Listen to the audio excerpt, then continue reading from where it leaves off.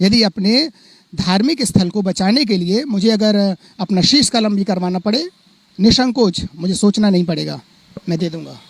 धर्म के लिए तो थाना नहीं, अगर कैद खाना भी आना पड़े तब भी कोई अंतर नहीं पड़ता, थाना तो थाना है। इसलिए संतों के सहयोग में, संतों के साथ में ही परशुराम अखाड़ा है और रहेगा है, और धार्मिक स्थानों के सुरक्षा के लिए सदैव संतों के साथ में मिल करके और उसके कार्य में लगा रहेगा। इसीलिए मैं आया। अजय जी, वो क्या किस लिए थाने पे ले आई पुलिस, क्या कारण था उसका, क्या बताया? वहाँ पे हंसकूप लिखा रहता था, लेकिन हम कल आए तो जब वो वहाँ पे कुआं पे देखा गया तो वहाँ पे जो लिखा हुआ था हंसकूप तीर्थ स्थल, वहाँ पे वो मिटाया गया था, किसी के कर कमलों द्वारा वो मिटाया गया था।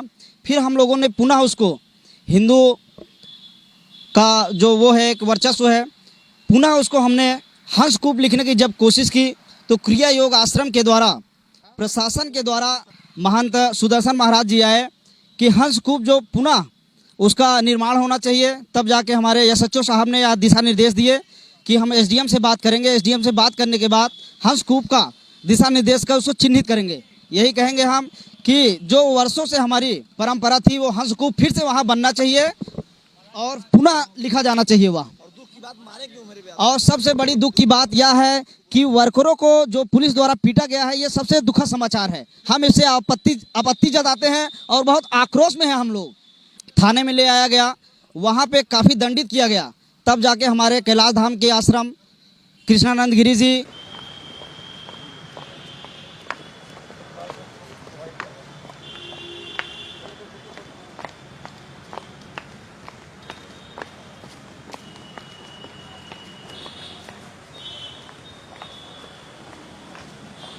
देखिए इस समय हम मौजूद हैं उत्तर प्रदेश जनपद प्रयागराज में और यह स्थान है झूसी थाना का। और इस समय हमारे साथ यानी ऋषिकेश जो आश्रम है उसकी शाखा है कैलाश धाम आश्रम, और कैलाश धाम के आश्रम के महंत हैं स्वामी कृष्णानंद जी महाराज, और वो आज थाने पे पहुंचे हुए थे।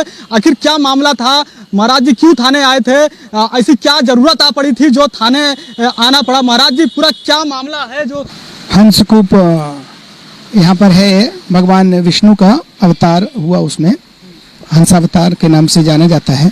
तो वहाँ पर लोग पूजा करते हैं, हमारी धार्मिक आस्था का विषय है। नित्य लोग आके पूजा करते हैं। वहाँ पर लिखा भी था किसी ने हंस कूप करके, तो उसी को रात्रि में किसी ने जाके मिटा दिया। साथ में हमारे आश्रम में कुछ सेवक कार्य कर रहे थे, उन्होंने जब देखा कि यहाँ पे मिटा हुआ है तो उन्होंने जाके उस पर जो है दोबारा से लिख दिया।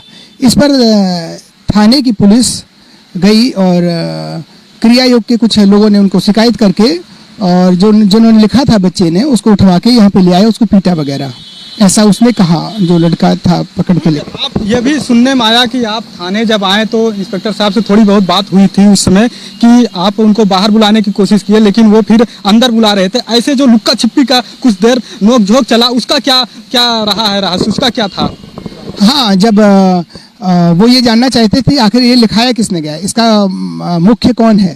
तो जब इन्होंने बच्चे को पकड़ के लेके आए, उस सेवक को, जो भी मजदूर था, गरीब था, और उसको जब पकड़ के लेके आए तो मुझे पता चला।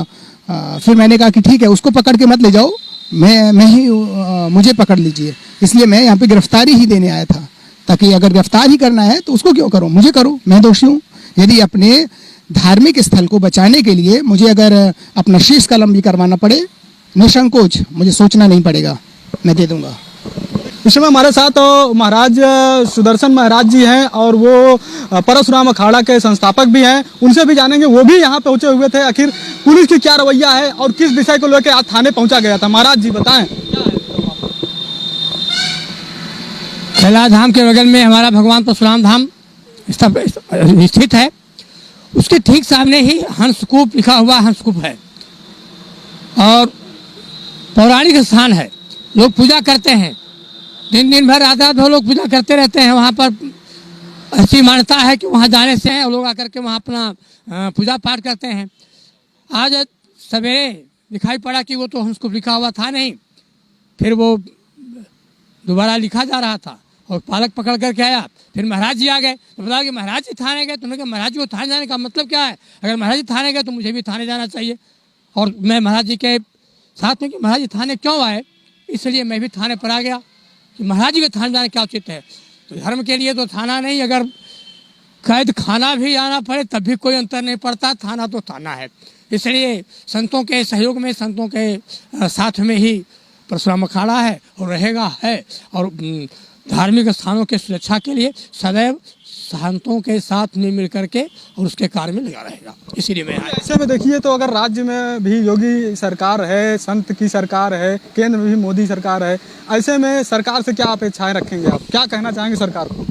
देखिए, सरकार कानून बना सकती है, कानून पालन करा सकती है, लेकिन समाज के जो कानून हैं उस समाज के कानून को साधु और संत ही ठीक करते हैं, वही उसको मनवाने का काम करते हैं, और साधु संतों के मार्गदर्शन में ही समाज चलता है। इसलिए सामाजिक विषय जो है उसकी जिम्मेदारी संतों की है, संत उनको अवगत कराएंगे। अब कराने के बाद वो क्या करते हैं उनका काम है। उसे चाहिए कि सरकार ऐसे स्थानों को संरक्षित करे और पुरातत्व विभाग के द्वारा उसको व्यवस्थित कराने का कार्य करे।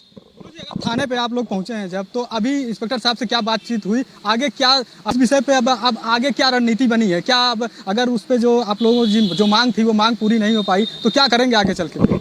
इंस्पेक्टर साहब ने एसडीएम से बात किया, एसडीएम ने बुधवार का समय दिया है कि बुधवार को आकर के हम हंस को चिन्हित करेंगे, उसकी नापी करेंगे, उसको संरक्षित करने का कार्य करेंगे।